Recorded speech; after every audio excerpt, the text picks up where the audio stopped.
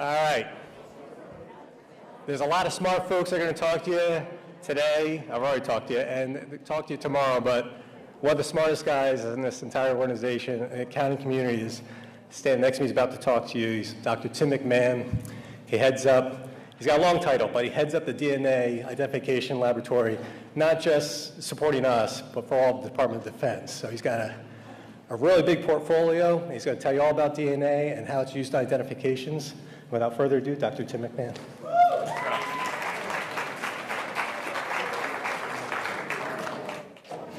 Can everyone hear me okay? Hey. Last thing you want me to do is stand by a podium. I'll knock it off. So, good afternoon. Again, Tim. Just refer to me as Tim. Call me Tim. That's all I need. So, I have the honor today to give you a new brief. Over the last 5-6 years, you've seen the same brief over. We talk about DNA. Today, I want to take a point of what do we bring to the table that is different than your state and local crime lab. How are we different in what we do to approach bringing our fallen heroes home? And so that gives you a glimpse of how we differ and why we have to be adoptable. And the 3 words that I want to think about is fit for use. Okay? It's kind of like tools, right? You have tools that will cut a pipe. You have tools that will Phillips head screwdriver. We're going to focus on how we adapt on a changing playing field for that. Where are we located? We're located in the smallest state in the United States. We have the honor of being the first state. We are Delaware. We are located at Dover Air Force Base. The building you see there was a brand new building built in 2012 that we moved into. That whole top second floor is DNA. We are about 277 strong in the Armed Forces Medical Examiner System. 155 of those are scientists dedicated to the DNA testing lab, and 95 of that 155 is dedicated to the past accounting mission. So one of my largest sections. We were established in 1990 when we utilized mitochondrial DNA to assist with the identification of a Vietnam unknown that was repatriated in 1984. We are an accredited crime lab, so we are accredited to the same standards as your state and local labs, as well as the FBI. And what does that mean? Pretty much every year I get 9 to 13 scientists from around the country coming in and looking at what I do, how I do it, and what my results are to validate our procedures against over 200 standards. We just had that done in April, and we passed with flying colors. As Rob said, I have a very large portfolio, but all I'm going to talk about is our partnership with the Defense POW MIA Accounting Agency and its predecessors that we have had since 1990. So when you think about it, we are DoD's only human remains DNA testing laboratory. How do we help the DPAA?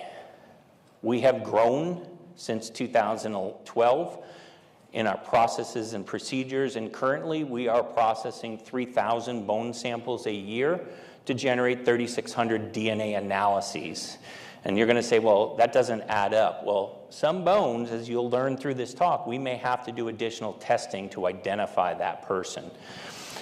When we think of it, there are 2 types of DNA tests within your body. You can test for mitochondrial DNA or you can test nuclear DNA. Most labs only do 1.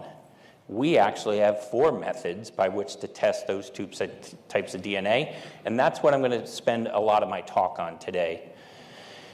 Why does DNA testing take time? Well, you have to think about it. 99.9% of the testing that's being done in forensics for DNA is in your crime lab. So that's modern DNA, very intact.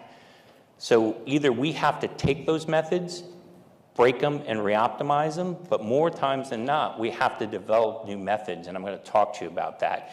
And why do we have to do that? Because we have to develop and implement fit-for-use methods, so methods that meet the diverse nature of the samples that we get. I wish I could get a buccal swab every day like a normal crime lab would get. We get bone samples. We're going to talk more about that. So when you think about fit for use, does the circumstance of the recovery drive the DNA method, or does the DNA method drive the circumstance? In our case, it's both. okay? The circumstance of the recovery could be that it's been in the field for 80 years, it's been on top of a piece of aluminum, and there could be degradation. So the circumstance of the recovery, the treatment of the sample, that could drive the sampling, and Dr. Parr is going to talk a lot about that. But because of that circumstance, if it's chemically treated, that drives the DNA test one way or another. So in our case, we have to be adaptable. We have to be able to take both of those into situations. So when we talk about sample selection, the DPAA scientists are world-renowned anthropologists. They do the DNA sampling. It's in their control. But I want to let you know it is a 33-year interaction between our laboratory and theirs. They test the sample, we develop a new method, we test the sample, and that tells us what samples may be better for different situations. And so what are the best samples for DNA testing? Ideally, we'd love to check and get the best element. 208 bones, we'd love to pick the femurs all the time. They're the best that we can do. We don't have that option because our remains are often degraded, commingled, or they're just very small pieces that we get. So we have to be able to adapt to those situations. So when we talk about sample selection and success, the left side, right? Green, everyone knows green is good. So when you see a green bone, that means 90% or more of the time we can get a result. Up until 2006, for normal maternal DNA testing, we could only get 90% on the heavier bones until we developed a new extraction method. Now we can get 90% for any bone. But then, you'll see later, we have to throw in some things like chemical treatment. How does that? What do we need to do to keep that success rate when we're dealing with remains that are burnt or remains that have been chemically treated? In general, anything that's dense, weight-bearing, gives us the best chance. But for non-chemically treated mitochondrial DNA, you give me any bone in the body, we can get a result 90% of the time for that. But then there's caveats, and we'll talk about how we adapted to those. So for us, it's about flexibility. If DPAA sends us a sample and they tell us that this is a rib sample, it's been chemically treated, and it's been in this type of environment, that kicks it one way or the other. So for us, it's not just about a single test. Most labs, when they develop a new method, they take the old method offline. We keep it online because if the new method doesn't work for something, we go back to the old method. And it's about the greater the number of tools, and I'm a man, I love to buy tools. I go to my Harbor Freight as much as I can. So the more tools you have, the greater the success of doing something. So when we think about that, we look at the extraction of DNA. Well, we get two main types of DNA. We get a bone or we get a tooth. If we get a bone, we use a very high-tech tool called the Dremel tool, probably the same one you all have in your home, and we sand the bone, we clean it, we extract it into a powder, and then we add a liquid that will dissolve the bone. For a tooth, we don't like to destroy the tooth, so we actually cut around the crown of the tooth, separate it, drill out the inside, so that tooth can be returned to the family. So that's how we extract the DNA. But this busy slide, and I only highlighted the red portion because it's important, those are the 4 different extraction methods, the way that we can dissolve a bone and purify the DNA. There are 4 ways that we can do this. Most labs only have 1. Why do we have 4? Again, fit for use. So here is an example of the USS Oklahoma. The remains were saturated with coal oil. When we started to sand them, they gummed up the sanding elements on our tooth, but you could see that they had this color to them. Well, just as we started this project, we had switched our extraction method to a newer one that increased our nuclear DNA success rates from 25% to 55%. However, we didn't realize, because we use a bead that binds to a magnet, that the oil covered the magnet and we lost the DNA, so we had to go backwards to the old method, and because of that, we had over a 95% success rate with the USS Oklahoma when it came to getting DNA out of it. So again, being adaptable to your situation. Fit for use. In case you didn't know, there's going to be a test and I'm going to ask one important question. So now that we get the DNA, what types of DNA do we get from a person, and then how do we use it? Well, you've all seen this slide over the years. We get two types of DNA. That big blue blob in the center is like your hard drive of your computer. That's the nuclear DNA. That's the half you get from mom and dad. Tells you how tall you're going to be, how fast you're going to be. Go gray, 26. The batteries of your cell are mitochondrial DNA. They're the energy producing of your cell. That only comes from the mother, and that has mitochondrial DNA in it. So we have two types of DNA that we isolate, mitochondrial and nuclear DNA. Now, I would love to tell you in a real world, when I get that bone and I extract, I only get human DNA. No, I'm going to throw another curveball. Not only do I get the human DNA, I get any bacterial DNA, fungal DNA, parasitic DNA that's in there. So not only do we have to develop methods to extract appropriately, we got to develop methods to get over all of that other and get to the human DNA. So what we're going to talk about is the testing methods. So I have four main testing methods. Mitochondrial DNA Sanger, which is what we started with in 1991. I can do whole genome next generation sequencing for the mitochondrial DNA, which we brought on in 2016. 2013 was the ability to do that autosomal short tandem repeats, which are state and local crime labs use, as well as Y chromosomal short tandem. That's tracing the paternal line. We'll tell more. The last one is the future one. Anyone done 23andMe and Ancestry.com? I'm going to tell how we took that technology, broke it, remade it to work with our difficult samples. And we're looking to bring that on this fall. So why mitochondrial DNA? Well, there's thousands of copies of mitochondrial DNA in a single cell. It stays around a long period of time. We can use anyone on the maternal side. It was the only DNA we could get back in 1991. So what we did is we looked at that and we developed very small targets to go after. And 65% of the cases that we use do this mini primer set, these smaller targets to get to the small pieces of DNA. Why is that important? There is no other lab in the country that does mini primer sets. And 65% of DPAA samples do that. So that's another advantage we bring to the table. Mitochondrial DNA, you've heard people get up and say, it's not unique, it's not. Well, that's true. 87% of the sequences are unique, 13% are more common. But if I gave you a 5,000-piece jigsaw puzzle with no border pieces, you'd all want to shoot me. Mitochondrial DNA is a very, very effective tool by which you can take commingled remains and sort them into the sequence. Now, if it's a two-seater airplane, and the pilot and the WEPO have different mito sequences in their references, sure, we can use this as an identification.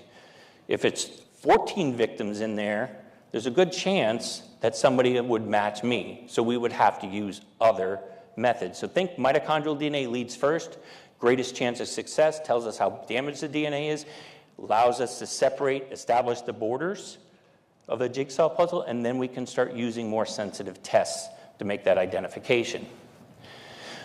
So, chemically treated, highly damaged. I've talked about this in next generation sequencing. Believe it or not, we initially started this for the Korea chemically treated samples. It is now being used on every conflict. We have done Vietnam cases with this that have been too damaged. We have done World War II cases, and of course the Korea. On the right side of the screen, you'll see a yellow box where there are no little blue blips in it. That would be the range of modern DNA testing that had DNA in it. For these samples, we don't have any in there. They're actually 47 base pairs. That's how we, so let's just say a half-inch piece of DNA, right? Your modern methods need 1-inch pieces of DNA. So we developed a method to go after that. The left side, that's the science book of how and what we developed. This is the way Dr. McMahon likes to think about it because he loves jelly beans. So in that jar, the white jelly beans are the human DNA. If I asked you to reach in to get the human DNA, the white jelly, you couldn't do it. So what we did is we developed a special sticky molecule, let's call it, that binds to the human DNA and has a metal fragment on it. So then I take that and I hold it to a magnet. The metal goes to the magnet. I enrich for the human DNA, and I get rid of the stuff that I don't want. So because of that enrichment, we're now able to get all of the small DNA that we were losing. And because of that, and I'm going to give you this next slide is going to wow you guys. We work with the Max Planck Institute. All of the purple lines are DPAA samples that are highly degraded or chemically treated. The green lines are 40,000-year-old Neanderthal DNA. So on the left side, it shows you that the amount of DNA that we're recovering from the DPAA type samples is less than or equivalent to the amount you would get out of a 40,000-year-old Neanderthal DNA. The right side tells you, or the left side is the average size. So our DNA is as damaged as 40,000-year-old Neanderthal DNA. And we're recovering less DNA out of DPAA samples. So there's no other lab that can do this. And so that's to give you an idea of how challenging the samples that we're processing with the DPAA. Because of this new method, 6 years ago, we were able to do 4 samples a month. In 2023, I promised Director McCaig and the lab that we'd go to 100 samples per month. In 2024, starting in October of 23, my team with the existing staff members did a 20% increase. We're averaging 120 samples per month now with this method. And it's led to 405 first-time named BTB reports. These are reports that will lead to an identification of, up until 2016, we would have never had a chance to identify. So again, another way that we bring a tool that is driven by the circumstance of the loss. Let's talk about autosomal STRs. We have not had to modify that kit. We can use it directly off the shelf. This is the same kit that your state and local crime labs use. It allows you to establish paternity. It allows you to establish a victim to a perpetrator, all of that. However, it's limited in the number of references that you can use, okay? You can, and I want you to think of a tree. I said at the trunk of the tree is that my parents give me half of their DNA, my grandparents a quarter, my great-grandparents an eighth. So identity by descent. So if I have mothers and fathers, I can do great paternity statistics. Siblings, barring an identical twin like me, siblings share 50% of their DNA, so where the branch touches the tree, but it may not be the same 50%, but we can do a sibling test.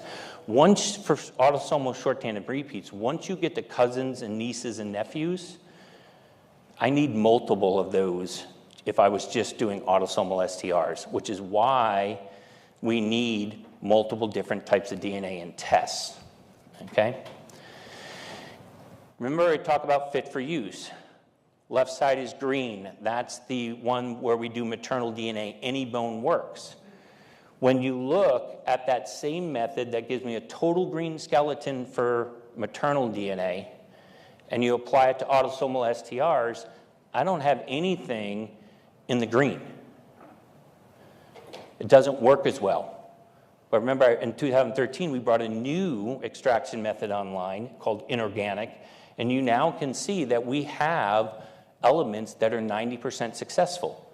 So again, circumstance may drive, but based on that circumstance, our extraction allows us to change the playing field to get to what we need. So having multiple ways to do this increases our success rates. So let's talk about low copy number YSTR. This started in 2013. For the first time, we were able to trace that paternal line, so this through the service member's father. So any male descendant can be a paternal reference. But the kit that was developed didn't work. So it took us about 2 years, and we optimized it. And to get it to optimize, we actually had to add more copy cycles. So you put a piece of paper and you tell it to copy 100 times, you get 100 pieces of paper. What we did is the manufacturer said, I want 100. We put it in for 10 more cycles, and we ended up going to 110. So it allowed us to get better results that way. But we had to balance that. But again, the same thing, when you look at that organic buffer that we developed in 1991, in 2006 optimized, with that same buffer, it doesn't work with STRs. But when I go to that inorganic buffer in 2013, you can now see there are elements that work almost 100% of the time.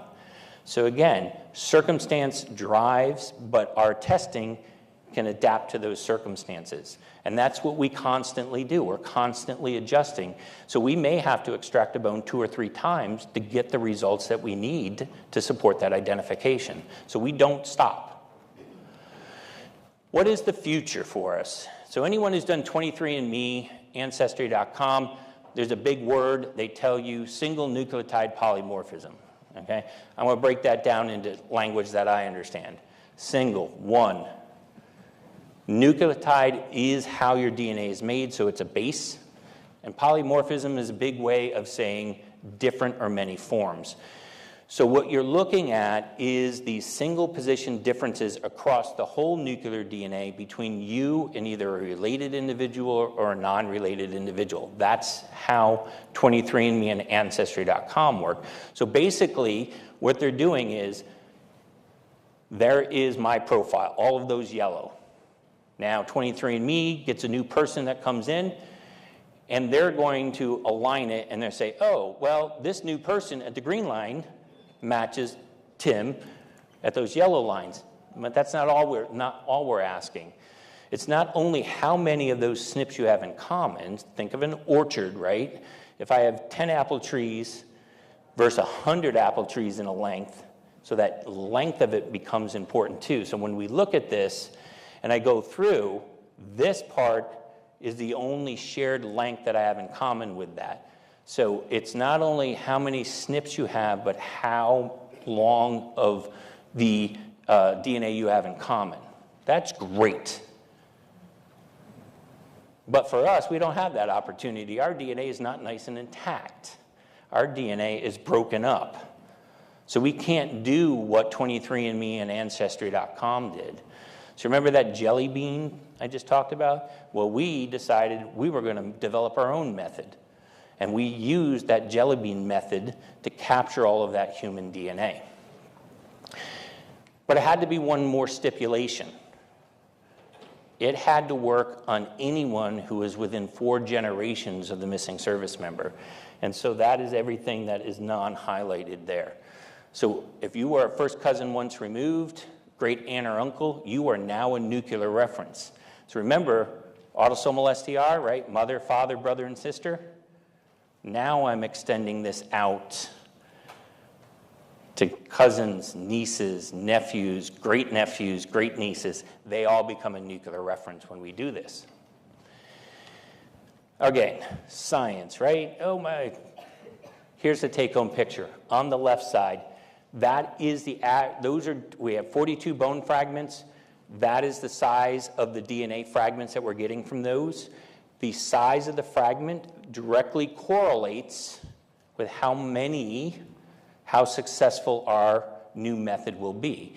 So if you look at the center one, which is the blue, or the purple color is the punch bowl, you can see our fragments are upwards in the 200 range. And we can get upwards of 90,000 SNPs out of the 94,000. So the size of the DNA correlates to the success of this new method. So it's predictive for us. So what does that really mean? So on the right, we have a missing service member. We have 2 samples, O1A, O2A. We have a high indication of who we think it is. The FRS for O5A is a full sibling. And then we have the niece and nephew is O6 and O7A. For the science part of the world, the number of people in the world is about 8 to the E to the 9th. 8 E to the 9th, okay? When we do the comparisons, you will see we take O1A and O2A, and we compare it to 5A, the brother. You see an E of the 2000 in the 2000s. So it's 200 times the world's population of confidence that that bone is directly related to that sibling. It's that person. We're way outside of the world's population on that. But just to double check it, we do a thing called posterior probability, and that is a self-test of what is the success. And you're looking at something that should be 0.995 to 1.0. And you can see all of those relationships match that. It's 100% that samples 6 and 7A are the niece and nephew to the unknown sample 1 and 2. The sibling is 99.97 times. So again, it is telling you that we've matched it to the right FRS and that the relationship to that FRS is correct. So again, it now becomes an identification method at that point. So when we look across the board, we adjust based on the need, and the new need is with degraded DNA, modern DNA testing methods won't work, so we went out and developed our own new method, what we call the SNP method. So what that means is DNA testing, unlike a crime lab, which is pretty static, you have a crime scene sample, you get a reference, you do that. We have to be adjustable. We have to be able to adjust on the fly. We have to take the results, which will drive where we go. We have to keep everything validated. So even though we replace it with a more modern, there are situations that we're going to have to go backwards on. So we can't take anything offline. We monitor our success rates. So if our success rates start to drop, we develop new methods. We track monthly the number of samples we do. What is our success rate? What is causing those issues? One of the things that we want to do to let you know is even if a sample fails, or we could not test it at the time, anytime we bring a new method on, we work with the DPAA on a daily basis to identify, do we go back and revisit that sample? What do we need to test that sample? We do not give up on samples. And the one thing that drives us is we want to be a leader in forensic science. We are about 8 to 10 years ahead of most state and local crime labs when we talk about this. And so what I can let you know, our solemn promise to you is we will never give up. We will always push the bounds. We will always look at new mechanisms to make identifications. And again, we're going to develop them to be fit for use so that we can adjust on the fly. So with that, I want to say thank you. You can always directly email me. I will promise you, it may take a day or two, but I will get back to you if you have a question. But thank you very much. It's always an honor to be here. Thank you.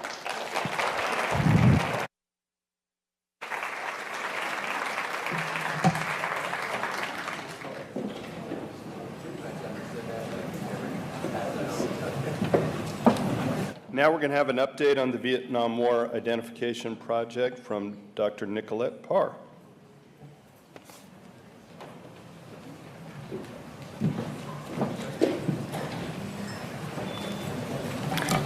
Hi, good afternoon. Can you hear me okay? It is really, truly an honor to be here with you and speaking with you today. I appreciate all of the stories that everyone had to share this morning. I am a forensic anthropologist and a scientific recovery expert at DPAA, and I am also the project lead of the Vietnam War Identification Project.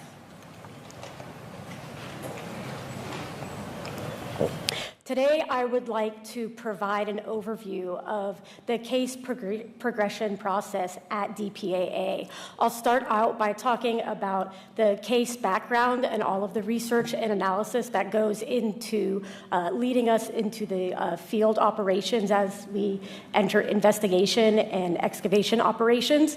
And then I'll transition to talk about our general laboratory procedures and the analyses that we conduct in the lab. And then we'll transition back to the case history when I discuss the identification process. I do want to let you know before we begin that there are images of human skeletal remains in this presentations that are being used for exemplary purposes only. None of these remains that are being showed today are the ones that were actually recovered from the site that we are discussing. So we'll start with the case background. Today, I will be discussing the case of Sergeant John R. Jones from RefNo 1753. And this is the 1971 ground loss incident in Quang Tri Province, Vietnam. Sergeant Jones and Sergeant Caviani were members of a platoon-sized force defending a special forces radio relay station on Hickory Hill, which is also known as Hill 950. Their position was overrun by PAVN forces in 1971. Sergeant Caviani was captured while trying to evade, and upon his release in 1973, he stated that Sergeant Jones was killed during the attack. And here, the photo that you see here is a photo of Sergeant Jones on Hickory Hill. The Hickory Hill radio relay site was a MAC-V SOG base that was established to observe enemy movement. It was located on the Laos and Vietnamese border north of the Khe Son combat base. And you can see these images below of Hickory Hill to the left, and then the view of the Khe Son combat base from Hickory Hill. In 1993 was the first time that a team was able to visit the site. Unfortunately, immediately thereafter, the site was placed on a restricted site list by the Vietnamese government, so we were unable to conduct any on-the-ground investigations for a good period of time. However, during that period of time, our analysts and historians were able to conduct several interviews with senior PAVN officers and also eyewitnesses to get some additional information about the site and the location. And then finally, in 2008, the site was removed from the restricted site list. I'll move on now to the investigations. So in May in 2010, an independent U.S. researcher provided us with before and after photos of Hickory Hill. This information that was provided to us was then used by our historians and analysts within our investigation proposal, which was submitted and subsequently approved. Later on that same year, an investigation team was able to visit the Hickory Hill site, and they also were able to re-interview the commander of the 2nd Battalion, who told us that during the attack, one individual had been killed and one individual had been captured. So that matches what we know of the Hickory Hill incident. They also were able to visit Hickory Hill and conduct a survey where they were able to confirm the presence of Vietnam War troops and also Vietnam-era bunkers. After the investigation was conducted, we were able to then transition over to full-on excavation operations. This excavation, I unfortunately did not participate in this excavation. This was conducted by Miss Kristen Baker, who is one of our laboratory senior scientific recovery experts, and she is actually stationed here in Crystal City at the DPAA East offices. Here you see two images of Hickory Hill. These are before and after the 1971 loss incident. And I have highlighted in red here what I will be calling Bunker 2. And Bunker 2 is what Mr. Caviani told us was the last known location that he knew that Sergeant Jones had been in. And you can see on the bottom, this is after the 1971 Operation Arclight bombardment, when we dropped 500 and 750-pound bombs on Hickory Hill. Now, this is really important to keep in mind because, one, it gives us we know that this is going to be obviously a very dangerous site to operate in and to excavate in because we're going to have a large number of UXO. But also, it's really important to keep this in mind because you see the magnitude of destruction that these bombs caused. So this is going to greatly alter the landscape and also the distribution of evidence across the landscape, including human skeletal remains. This image on the top, this photograph, was provided to us by Mr. Caviani, and he actually is the one who wrote what is inscribed on the photograph, which I will read. So he says on the top that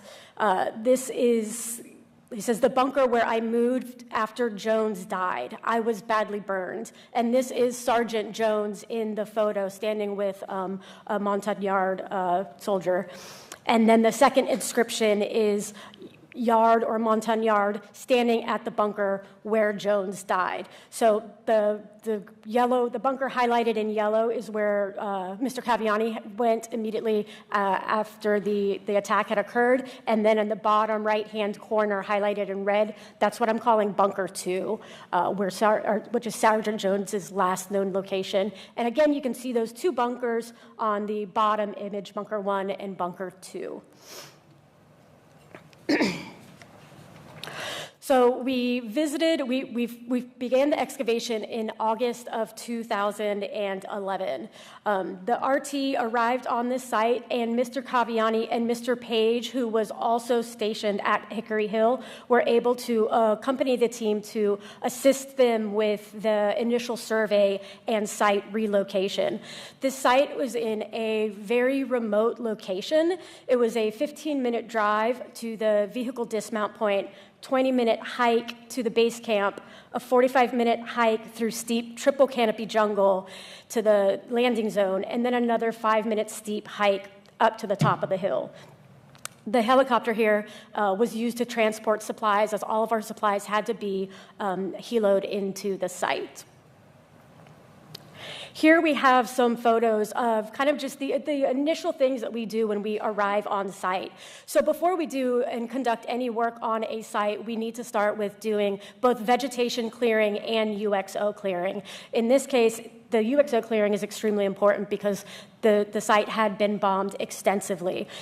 There were multiple EOD technicians working with this team who cleared all of the UXO and then marked out safe paths for people to work in. The archaeologist begins with conducting a site survey, which helps her delineate the site boundaries and also determine if she is digging in the correct location or if we're looking in the correct location before the digging begins.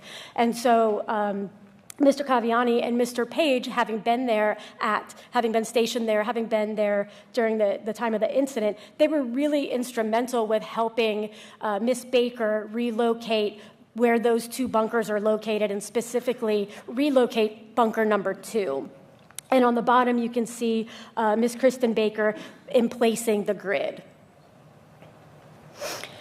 So moving on to our excavation operations on the site. On the top left-hand corner, you can see both Mr. Page and Mr. Caviani, who assisted with the excavations. The entire excavation operation of this site took 27 days. Now, one of the common misconceptions that people have is that science starts in the lab. Scientists in their white lab coats doing, science like Dr. McMahon was just telling us all about. But the fact is, science starts in the field. So we use standard archaeological techniques that you would use that you would see or expect in any modern day crime scene to do any sort of search and recovery. In fact, the techniques that we used here and the techniques that I use when I go out into the field are the same exact techniques that we used when we were called to assist with the recovery of remains from the Lahaina wildfires on Maui that happened this past August.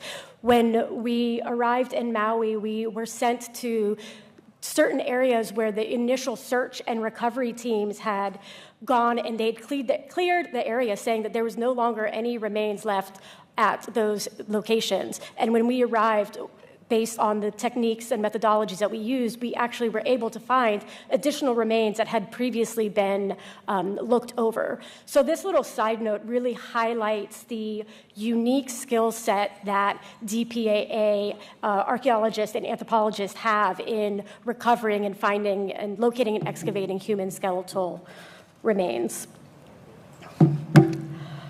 Here you can see some of the unexploded ordnance that we found. I'm not going to read off this entire list, but you can see it was quite a lot. We found over 77 UXO on site, including large and small caliber rounds and some grenades. Now, these were all removed and placed in UXO pits, as you can see, and far away from the excavation location. This image here is what we call our excavation map. So after we are finished conducting an excavation, the archaeologist or anthropologist on the site will create a map. And this map essentially just shows exactly where we excavated and where we found any sort of material evidence. So we use evidence-based methods when we conduct our excavation strategy. Again, this is very systematic. This is where the science really comes in place. And we use the material that we find in the ground to help guide our excavation strategy. So that will then guide us to let us know exactly where we want to dig and excavate next. You can see both Bunker 1 and Bunker 2 in this image. And with Bunker 2, which again is highlighted in red, you can see that all of the possible human remains that we found were in fact located in Bunker 2, which is what was reported as Sergeant Jones's last known location. We found skeletal and dental remains as well as material evidence. Some of the other things that we were able to find, we found some other really probative evidence, and some of the things that the archaeologists found was collapsed building materials that were used to build the bunker. So that also gave her an idea that she was excavating in the correct location. But the other really fascinating thing about this excavation are these 3 engineering stakes that you can see highlighted on the top here. And those engineering stakes were utilized to emplace the sandbag wall at Hickory Hill.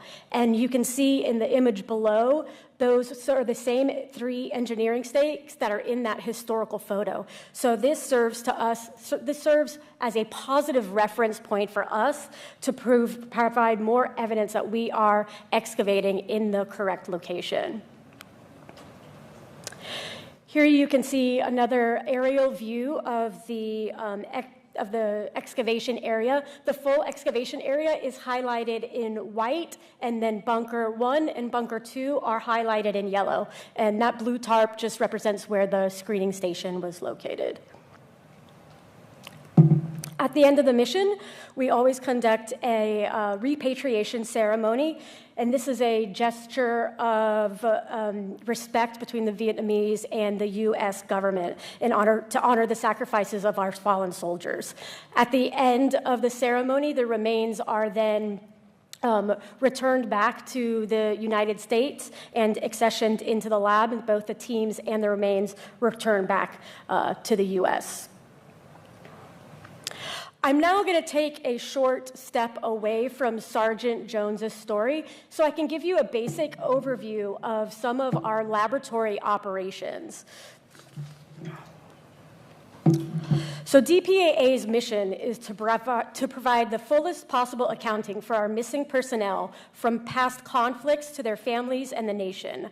Our commitment to this mission is exemplified by our rigorous approach to forensic identification that is defensible in the court of law. DPAA has the largest accredited laboratory in the world that is spread over 2 core laboratories, one being at Joint Base Pearl Harbor-Hickam, which is where I work, and the second one at Offutt Air Force Base in Nebraska. Now, we have a multidisciplinary team at both of these laboratories. So these include a medical examiner, anthropologists, archaeologists, chemists, DNA technicians, all who work to ensure that we adhere to the most rigorous scientific standards. In fiscal year 2021, the Vietnam War Identification Project was established to foster transparency with the Vietnam War families and other directorates. A little bit more about the Vietnam War Identification Project. While it was not established until fiscal year 21, we have actually been receiving remains associated with the Vietnam War as early as the 1970s. Now, many of these remains were turned over to us by the Vietnamese government with very little background information as to where they came from or who they could be. As Dr. McMahon pointed to earlier, a lot of these remains were very small, very fragmented, and very fragile condition. Obviously, early on, DNA was not even a capability. So one of the goals of the Vietnam War Identification Project is to look at some of these older accessions to see if we can find new ways or new methods to do additional testing to get some new IDs. This fiscal year, in fiscal year 24, we have had 3 first-time identifications and 5 additional portion identifications, including 1 group additional portion. Now, 3 identifications. We're not satisfied with that number. I know you're not satisfied with that number. That is why we established the Vietnam War Identification, and that is why we are continuing to look at these old accessions, as well as immediately working on any accessions that come back from the field.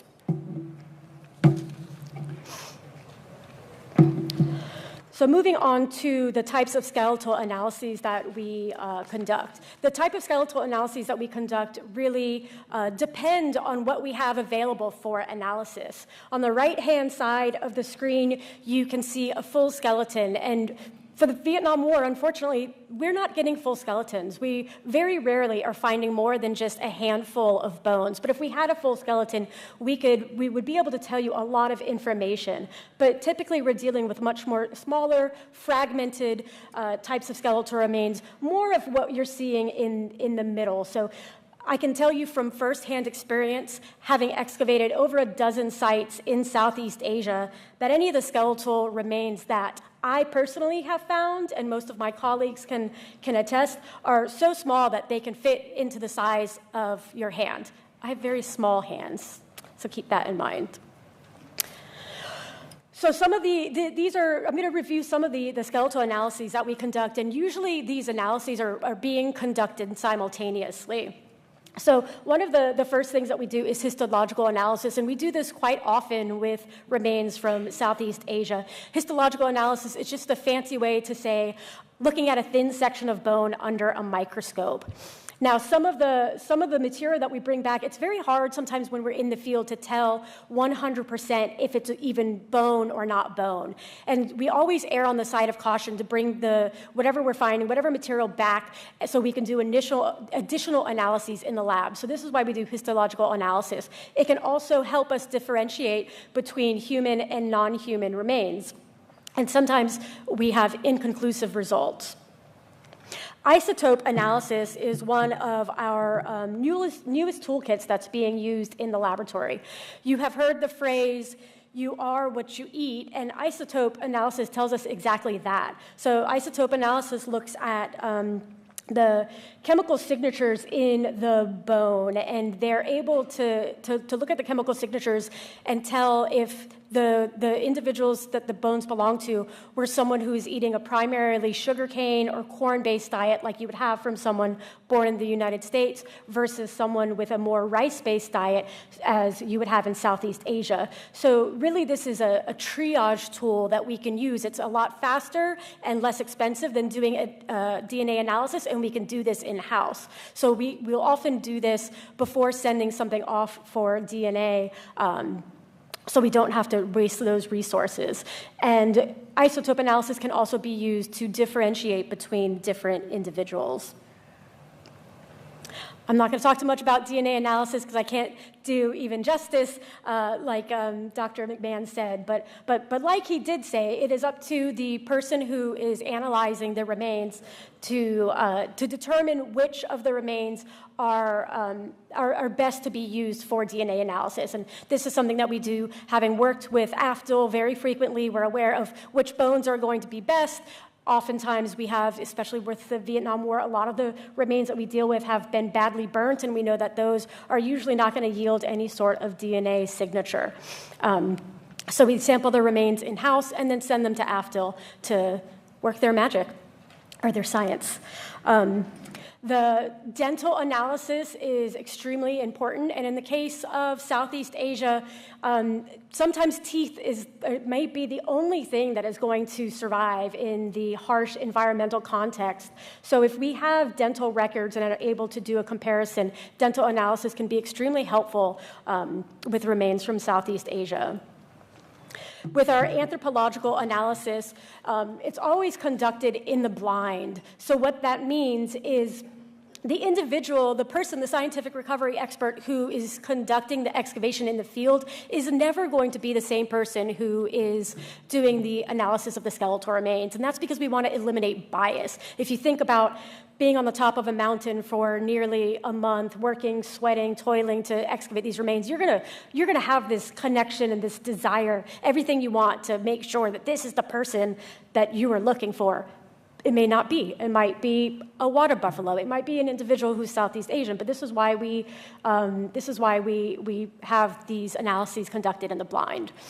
When we're looking at skeletal remains, the types of things that we are looking for are things such as how many individuals are present, what is the age, the sex, the ancestry of an individual, what is their stature, is there any trauma or pathological conditions that we are able to observe in the bone. Now again, this is also going to be limited based on the amount and the fragmentation of remains that we have available for analysis. And lastly, we also are able to conduct radiographic comparison. If we have ante-mortem X-rays, we can use those to compare with X-rays of the remains that we have in-house. Sometimes we look at the shape of the bone or a comparison of fracture margins, and this can often provide a definitive evidence to help support an identification. Now we are going to revisit Sergeant Jones's story, and I will walk you through our identification process at DPAA. So identifying a service member is a complex and multifaceted endeavor that relies on the convergence of various lines of evidence. Each test is conducted with the highest levels of scientific rigor. Historical information plays a crucial role by providing context and documentation of wartime events. Forensic anthropology is essential in examination of the skeletal remains. Forensic odontology can be invaluable where dental records are available. Archaeology can provide contextual evidence from the recovery of sites, including spatial relationship of material and skeletal evidence. Material evidence and personal effects can provide additional evidence about an individual person's identity. DNA, as Dr. McMahon has already shown, is an extremely powerful tool, enabling us to compare the genetic material of the remains with living relatives, and often provides the definitive link, especially in Southeast Asia, when often DNA may be the only thing that we have to really provide us with knowledge of who this individual is. And it's only when all of these lines of evidence converge that we are able to make an identification. So the remains that were recovered were returned to the DPAA laboratory in September of 2011. The remains and material evidence was immediately accessioned into the laboratory, and they were assigned for analysis and testing. Material evidence analysis was conducted, as well as dental and skeletal analyses, and also DNA analyses. These are photos of the actual material evidence that was found on the site. Of note, you can see fragments of boot fragments, sock fragments, some buttons, probably an identification tag, chain, key, the water purification, the bottle for iodine water purification, tablets, the handle of a toothbrush, a canteen cover, and also a small fragment of a M17 bayonet knife handle. So the material evidence analysis determined that all of these items are consistent with the items that would have been in common use during the U.S. military Vietnam War era. The dental analysis was a little bit limited because all we had was a single isolated molar, an upper molar, so one of the back teeth that was found on site. This molar did not have any restorations or dental work, and it did not have any excessive tooth wear that you would typically see in Vietnamese populations. These findings are consistent with the ante-mortem dental records of Sergeant Jones, which indicated that he did not have any dental work or restorations on that same tooth.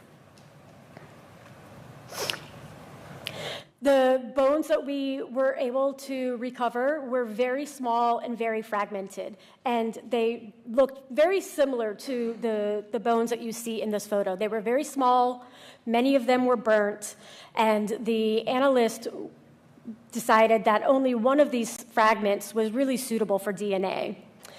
The anthropological analysis determined that there was only one individual present, and that the remains were consistent with an older individual, an older adolescent or an adult individual. And again, there was a lot of thermal alteration and thermal damage to these remains. Like I said, one bone fragment was sampled for DNA testing and compared to two biological relatives of Sergeant Jones, his mother and his brother. The mtDNA sequence obtained from the bone was consistent with both of those individuals, both of his mother and his brother. Now, the strength of the mitochondrial DNA evidence as a line of evidence depends on the commonality or rarity of the sequence. And this sequence was found to only occur in approximately 0.13% of the AFTL mtDNA database. So it is an extremely rare sequence that really shows us the high level of probability, and we're confident in excluding any other individuals that this is Sergeant Jones. So going back to our multiple lines of evidence. As I hope I've demonstrated here today, the laboratory used multiple lines of evidence and conducted our scientific analysis with the highest levels of scientific rigor to identify Sergeant Jones. The historical analyses and eyewitness testimony helped us locate the site and conduct scientific excavations, which yielded probative evidence, including material evidence and human skeletal and dental remains. DPAA's laboratory adherence to rigorous scientific standards provides the families and the nation with the assurance that we are conducting the accounting process with thorough, transparent methods in adherence with the law. Sergeant Jones was identified in July of 2012 and buried not too far from here in the Arlington National Cemetery in December of 2012. I would like to read to you a short note. I discussed this case quite a bit with Miss Kristen Baker, who did the recovery on the site, and she provided me with this little note that I wanted to share with you all today. She said, "This was an amazing site and case to work. While incredibly challenging, the opportunity to work with Larry Page and John Caviani was unparalleled. The site left an imprint on me both mentally and physically. I learned a great deal from it, and the scars from the leeches stayed for years. They don't make them very often anymore, but I still have the POW MIA steel bracelet from this mission that I wear regularly.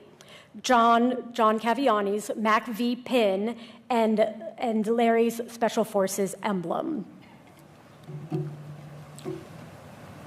I would like to end today with showing some images of some of the service members that we have from Vietnam War that we have identified in the past several years. Here we have images of Captain Hall, Colonel DeSoto, Captain Chipman, And I want for you to know, as you're looking at these images, that these are not just a case number. Each one of these service members is a son, a brother, a father, each with their own story to tell. And I hope that DPAA can be a small part in telling that story. And we're constantly looking and searching and working on innovative techniques to recover and do different types of analyses within the lab so that we can ID these individuals. I do want to point out one individual who is on the bottom row, third from the left, I apologize, and that is Chief Warrant Officer Zich. So the remains of Chief Warrant Officer Zich, I actually presented his case history to you last year, and his remains were given to us by the Vietnamese government in 1988. Now, when the Vietnamese government gave us those remains, they didn't have any information at all to provide us. When we did the initial DNA analyses, we were not able to do any remains. But we didn't let it go. We kept going back. We kept looking. We kept doing testing. We kept trying to see what else can we do. And the remains of Chief Warrant Officer Zich were actually identified last fiscal year, 35 years after the remains were brought into our laboratory. So I think this case that I just discussed of Chief Warrant Officer Zich, I think really exemplifies the tenacity of DPAA to keep the promise that we've made to all of you, that we are never going to give up, and we are going to continue trying to identify your loved ones. Thank you.